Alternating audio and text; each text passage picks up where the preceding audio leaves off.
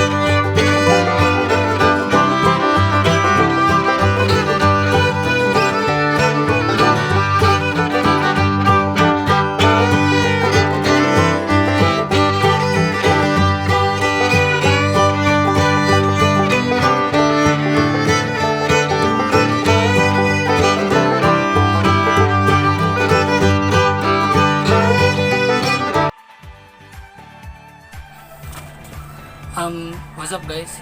Hello. Eksaktong 1 month na pala ngayon. I-unbox na natin or bubuksan na natin yung hinulog nating bonsai nung ginawa ko nung nakaraan. So ito na siya. Tingnan natin kung gaano nakahaba yung sprout niya at kung buhay na nga siya. Okay? So, ayun siya. Kunin natin.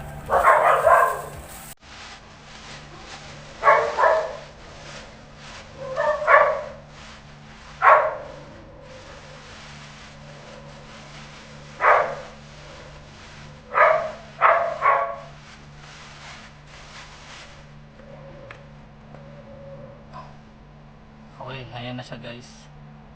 So, tingnan nyo.